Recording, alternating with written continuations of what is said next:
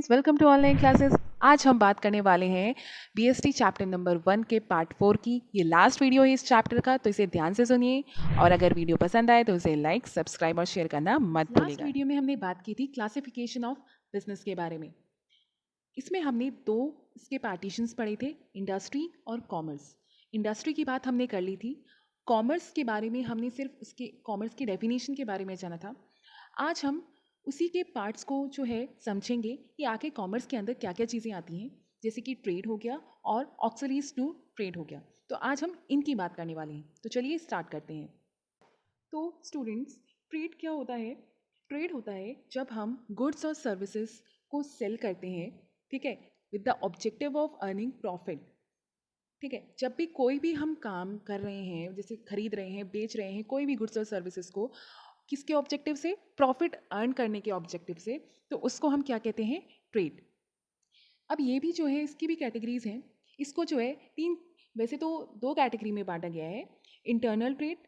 Internal trade क्या होता है? जो कि विद इन अ कंट्री होता है। मतलब जैसे अगर इंडिया है तो सिर्फ इंडिया के अंदर अंदर जो ट्रेडिंग हो रही है, गुड्स और सर्विसेज खरीदा और बेचा जा रहा है, उसको हम कहेंगे इंटरनल ट्रेड। ये भी दो कैटेगरीज में डिवाइडेड है, होलसेल ट्रेड और रिटेल ट्रेड। होलसेल, जब हम किसी भी गुड्स और सर्विसेज को लार्ज क्वांटिटीज़ में खरीद लेते हैं और बेचते हैं, तो उसको हम कहते हैं होलसेल ट्रेड। तो जितने भी रिटेलर्स होते हैं, जो रिटेल ट्रेड, जो आपके आसपास की शॉप्स हैं, वो लोग क्या करते हैं? होलसेल मार्केट से सामान को लाते हैं और आपको वो स्मॉल क्वांटिटीज़ में सेल करते हैं। तो रिटेल ट्रेड क्या हुआ? जब गुड्स और सर्विसेज स्मॉल क्वांटिटीज़ में बेची जाती हैं कंज्यूमर को, उसको हम कहते हैं रिटेल ट्रेड।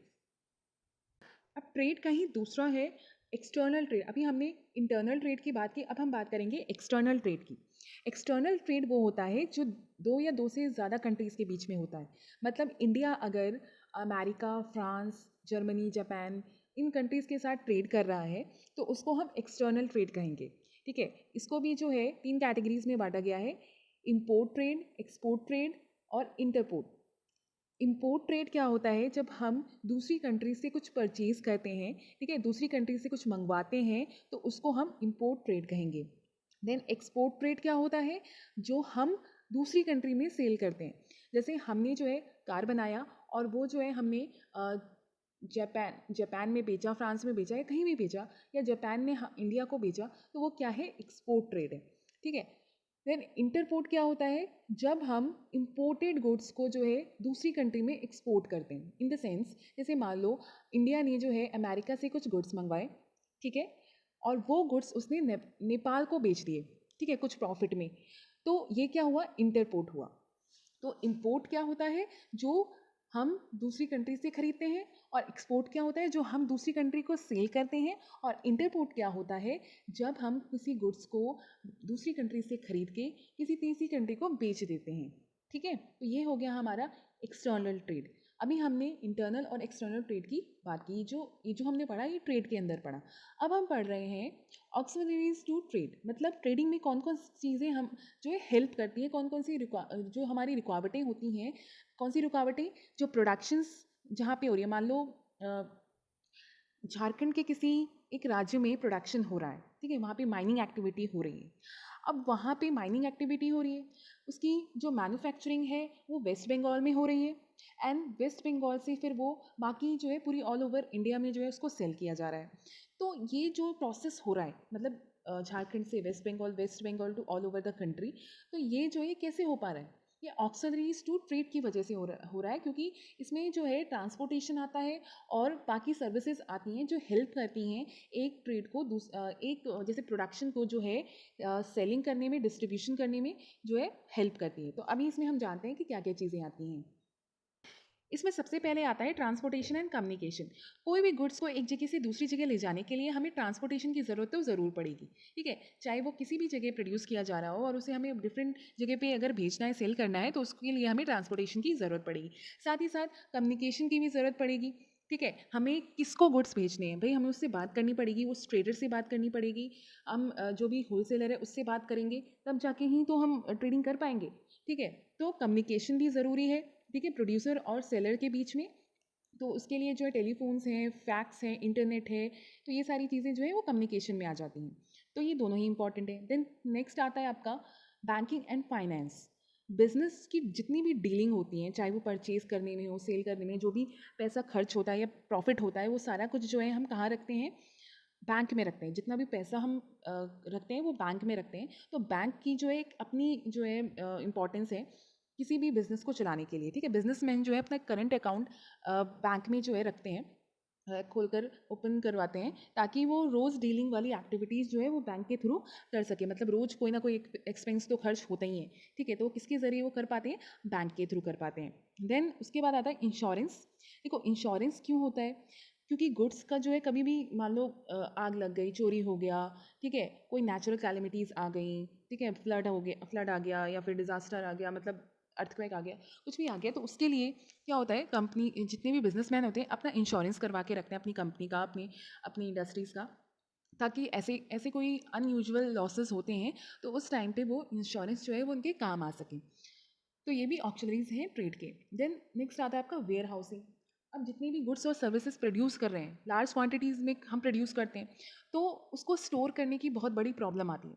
तो उसको स्टोर करने के लिए वेयर हाउसेज होते हैं, जो एक लार्ज कह सकते हैं हम रूम होता है, जहाँ पे लार्ज क्वांटिटीज़ में आप गुड्स को अपने रख सकते हो। तो वेयर हाउसिंग का रोल होता है बहुत सारे गुड्स को जो है स्टोर करने का, ठीक है? तो बिजनेसमैन जो है ये जो भी कुछ प्रोड्यूस करते हैं उसको स्टोर करने के लिए वो वेयर हाउसिंग जो है रखते हैं, ठीक है? नेक्स्ट है आपका एडवर्टाइजिंग। देखो अब गुड्स हमने बना लिए, उसको हमने एक स्टोर हाउस में भी रख लिया, लेकिन अगर लोगों को पता ही नहीं चलेगा कि हमने कौन से गुड्स को प्रोड्यूस किया, उसकी क्या क्वालिटी है, ठीक है? तो लोग परचेज़ क्यों करेंगे हमारे गुड्स को? तो इसीलिए एडवर्टाइजिंग भी ज़रूरी है। एडवर्टाइजिंग जो है बिजनेसमैन करवाते हैं, चाहे वो सेलिब्रिटीज़ से करवाएं, जैसे जैसे उनकी कंपनी, जैसे जैसे उनका बिजनेस होता है, स्मॉल लेवल पे, मिडिल लेवल पे, हायर लेवल पे, उस तरीके से वो एडवर्टाइजमेंट भी करवाते हैं। तो वो भी इंपॉर्टेंट होता है बिजनेस के लिए। तो ये सारी चीज़ें जो हमने अभी रीड की, ये क्या है? ऑक्सिलरीज टू ट्रेड, जो कि बहुत ही इंपॉर्टेंट पार्ट है ट्रेडिंग का, ठीक है? चाहे वो ट्रांसपोर्टेशन हो, बैंकिंग हो, इंश्योरेंस हो, वेयर हाउसिंग हो और एडवर्टाइजिंग हो, ये सारी ही चीज़ें बहुत इंपॉर्टेंट रखती हैं, इंपॉर्टेंस रखती हैं एक बिजनेसमैन की जो भी एक्टिविटी होती हैं उनमें, ठीक है?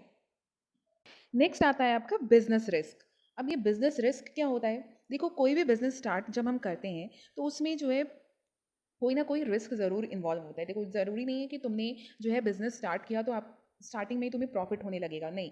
कभी कभार हमें बहुत ज़्यादा लॉस भी जो है उठाना पड़ता है और फिर उसके बाद धीरे धीरे प्रोग्रेस होती है।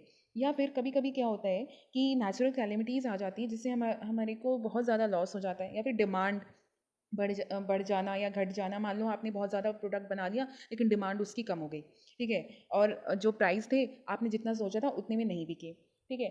तो और वर्कर स्ट्राइक पे चले गए। ये सारे क्या हैं? ये रिस्क हैं, बिजनेस के रिस्क हैं, जो हर बिजनेसमैन को उठाना पड़ता है। आप इसे इग्नोर नहीं कर सकते, अवॉइड नहीं कर सकते, ठीक है? ये तो एसेंशियल पार्ट है बिजनेस का। कभी ना हमेशा जो है स्मूथली आप नहीं चला सकते किसी भी चीज़ को, हमेशा एक जैसा नहीं रहेगा टाइम, ठीक है? चेंजेस आते रहेंगे, रिस्क भी जो है उसमें इन्वॉल्व होती रहेंगी, ठीक है? तो जितना रिस्क होगा उतने ज़्यादा प्रॉफिट भी होगा, ये भी कहा जाता है।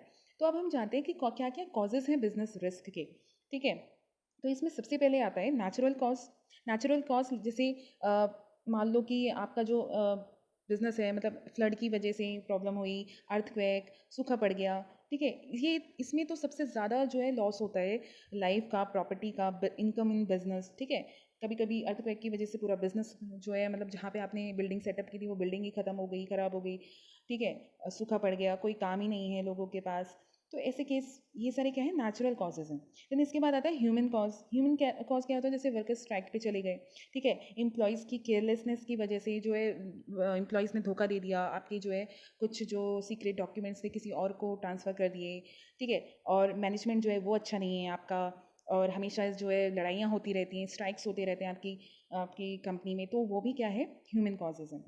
देन इसके बाद आता है इकोनॉमिक कॉजेज़। इकोनॉमिक कॉजेज़ जैसे अभी के टाइम ले लो आप, कोरोना वायरस की वजह से जो इकोनॉमिक्स जो है हमारा पूरा जो है हिल गया है एकदम से, ठीक है? डिमांड बिल्कुल ज़ीरो हो गई है, कोई काम नहीं हो रहा है, ये सब क्या है? इकोनॉमिक कॉजेज़ ही हैं। प्राइजेज़ जो हैं वो घट रहे हैं, बढ़ रहे हैं, कंपटीशन जब बहुत ज़्यादा हो जाए, टेक्नोलॉजी में चेंजेस आने लगें, तो वो सब क्या है? Economic causes. देन इसके बाद आता है फिजिकल कॉजेज़। फिजिकल कॉजेज़ क्या होते हैं? जैसे हाँ, आप काम कर रहे हो, काम करते करते जो है मशीन में आपका हाथ चला गया, आपका हाथ कट गया, या फिर कुछ ऐसे केमिकल जो हैं वो प्रोड्यूस हो गए जिससे पूरे हम ये फर्म में जो है आग लग गई और उसकी वजह से बहुत सारे लोग मर गए, तो वो सब क्या है, फिजिकल कॉजेज़ हैं। देन इसके बाद अदर कॉजेज़ भी आते हैं, जैसे पॉलिटिकल डिस्टर्बेंस। बहुत कभी कभी ऐसा होता है कि पॉलिटिक्स में जो है बहुत सारी चेंजेस आती हैं, कभी कोई गवर्नमेंट आती है, कभी दूसरी गवर्नमेंट आती है, तो वो अपने अपने अकॉर्डिंग सारी चेंजेस करती रहती हैं, ठीक है। तो ये सारे क्या हैं, बिजनेस के रिस्क हैं, और उसके बिजनेस रिस्क के कॉजेज़ हैं जो अभी हमने पढ़े, नेचुरल, ह्यूमन, इकोनॉमिक, फिजिकल और अदर कॉजेज़, ठीक है। तो ये सारे हमने कॉजेज़ जाने किसके, बिजनेस रिस्क के। अब हम इस चैप्टर का लास्ट टॉपिक कवर करेंगे, स्टार्टिंग अ बिजनेस। जो हमारा बिजनेस है, जब हम स्टार्ट करते हैं तो कौन कौन से फैक्टर्स जो हैं वो आते हैं इसमें। जैसे सबसे पहले आता है, जब कोई हम बिजनेस सोच रहे होते हैं कि हमें स्टार्ट करना है, तो उसमें सबसे पहले हम देखते हैं स्केल और साइज ऑफ बिजनेस, ठीक है, कि हम किस टाइप का, कितना, हम कौन सा बिजनेस चलाने वाले हैं, लार्ज स्केल या स्मॉल स्केल, ठीक है। स्मॉल स्केल होगा तो आपका इन्वेस्टमेंट कम लगेगा, लार्ज स्केल होगा तो उसमें आपका इन्वेस्टमेंट ज़्यादा लगेगा, वो आपके इन्वेस्टमेंट पे डिपेंड करता है। देन इसके बाद आता है choice of form of business organization, ठीक है। इसमें हम देखते हैं कि हम कौन सा बिजनेस ऑर्गेनाइजेशन चूज़ करें, सोल प्रोप्राइटरशिप या पार्टनरशिप या जॉइंट स्टॉक कंपनी, ठीक है, जिसमें या तो हम पार्टनरशिप कर लें, दो तीन लोगों को अपने साथ मिला लें बिजनेस में, या फिर फैमिली बिजनेस करें, ठीक है, या फिर जॉइंट स्टॉक करें हम, या फिर हम खुद की अपनी अलग, मतलब खुद एक बिजनेसमैन, एक ही सिंगल पर्सन जो है वो पूरा बिजनेस चलाए, ये भी हम देखते हैं। देन इसके बाद जो तीसरा फैक्टर है वो है लोकेशन ऑफ बिजनेस, मतलब किस जगह हम अपना बिजनेस जो है वो सेटअप करें, जहाँ पे सारी फैसिलिटीज़ अवेलेबल हो, मतलब मटेरियल हमें पास में मिल जाए, इलेक्ट्रिसिटी की प्रॉब्लम ना हो, लेबर भी जो है चीप रेट्स में अवेलेबल हो, बैंक जो है वो आपके आसपास हो, ट्रांसपोर्टेशन सर्विसेज अच्छी हों, तो ये सारी चीज़ें हम देखते हैं किसी भी बिज़नेस को सेटअप करने के लिए। देन उसके बाद आता है फाइनेंशियल रिक्वायरमेंट। अब वो तो बहुत ज़रूरी है, आप कौन सा बिजनेस स्टार्ट कर रहे हो उसके लिए आपके पास उतने कैपिटल होना चाहिए, उतना पैसा होना चाहिए जो आप बिजनेस में लगा सको, आप फिक्स एसेट्स जो है वो खरीद सको, मशीन्स खरीद सको, इक्विपमेंट्स खरीद सको, ठीक है, उसके अकॉर्डिंग आप देखोगे। देन इसके बाद फिजिकल फैसिलिटीज़, मतलब मशीनरी, बिल्डिंग, ये सारी, मतलब अगर लार्ज स्केल है तो हमें लार्ज बिल्डिंग चाहिए होगी, बड़े बड़ी मशीन्स चाहिए होंगे, ठीक है, तभी हम जो है बिजनेस एक्टिविटीज़ को कैरी ऑन कर सकते हैं। देन प्लांट लेआउट, मतलब अब उन मशीन्स को, हम इक्विपमेंट्स को कहाँ रखेंगे, वो मैन्युफैक्चरिंग कैसे होगा प्रोडक्ट, ठीक है, उसके फिजिकल अरेंजमेंट हम करते हैं। अब हमने मशीन्स तो खरीद ली, अब उतना स्पेस ही नहीं है तो हम कैसे उसको चलाएंगे, या उसको रखने का क्या क्या ज़रिया है, कैसे हम उसे चलाएंगे, वो सारा कैसे वो मैन्युफैक्चर करेगा गुड्स को, ये सारी चीज़ें भी देखना ज़रूरी होता है। देन उसके बाद competent and committed work force, मतलब जो वर्कर्स होंगे उसमें हम ज़्यादा क्या लें, स्किल्ड लें या अनस्किल्ड लेबर्स को लें, इसमें कैसे स्टाफ आप रखना चाहेंगे वो हम प्लान करते हैं। देन उसके बाद टैक्स प्लानिंग आता है, ठीक है, कि किन किन टाइप के टैक्स हमें जो है बिजनेस में देने पड़ेंगे, क्योंकि टैक्स देना तो बहुत ज़रूरी है, टैक्स लॉ तो हर कंट्री में ही होता है, तो वो भी हमें देना है। देन इसके बाद हम देखते हैं लास्ट जो है आपका setting up of the enterprise, last में हम उसको सेटअप करते हैं। हमने सारी चीज़ें जो है पढ़ ली, हमने सारी चीज़ें देख ली कि ये चीज़ें हमें रिक्वायरमेंट होती हैं, उसके बाद ही हम कोई बिज़नेस को स्टार्ट करते हैं। तो कोई भी बिज़नेस अगर हम चला रहे हैं तो उसके लिए हमें पहले देखना पड़ेगा साइज़, देन उसके बाद कौन सा हम बिजनेस ऑर्गेनाइजेशन चूज़ करें, देन उसकी location, then financial requirement and physical facilities, then जो फिजिकल मतलब मशीन्स वगैरह हैं उनको हम किस तरीके से जो है फंक्शन कर सकते हैं, देन हमारे वर्कफोर्स कैसे हों और हमारी टैक्स प्लानिंग जो है वो क्या होगी, उसके बाद ही हम कोई बिजनेस स्टार्ट कर सकते हैं। तो आज इस चैप्टर में हमने रीड किया ट्रेड के बारे में, देन उसमें हमने जाना कि इंटरनल और एक्सटर्नल ट्रेड में क्या क्या चीज़ें आती हैं, देन उसके बाद हमने रीड किया बिजनेस रिस्क के बारे में, उसके नेचर के बारे में, क्या क्या कॉजेस होते हैं बिजनेस रिस्क के, और लास्ट हमने पढ़ा कि क्या क्या फैक्टर्स होते हैं कोई भी बिजनेस स्टार्ट करने के लिए। तो यहाँ पे हमारा ये चैप्टर ओवर होता है। अगर ये चैप्टर आपको कुछ भी ऐसा है डाउटफुल है, या फिर आपको लग रहा है कि ये चीज़ हमें क्लियर नहीं हुई है, तो आप मुझसे कमेंट सेक्शन में ज़रूर पूछिएगा। बट आई थिंक ये बहुत ही कॉमन सी चीज़ें हैं, आपको बहुत ही ईजिली क्लियर हो जाएंगी ये सारी चीज़ें। बट फिर भी अगर कोई डाउट हो तो पूछने में बिल्कुल हिचकिचाहट नहीं करना, ठीक है। तो अगर ये वीडियो पसंद आई हो तो प्लीज़ इसे लाइक और शेयर करना तो बिल्कुल मत भूलना, और सब्सक्राइब भी ज़रूर करना, ठीक है। तो आगे वीडियो मैं बनाऊँ इसके लिए जो है वीडियो को देखना ज़रूरी है और उसको लाइक करना ज़रूरी है। तो नेक्स्ट वीडियो में हम नेक्स्ट चैप्टर से स्टार्ट करेंगे, तो तब तक आप इस चैप्टर को रीड करो, इसको अच्छे से समझो और अपना ध्यान रखो। Thank you so much.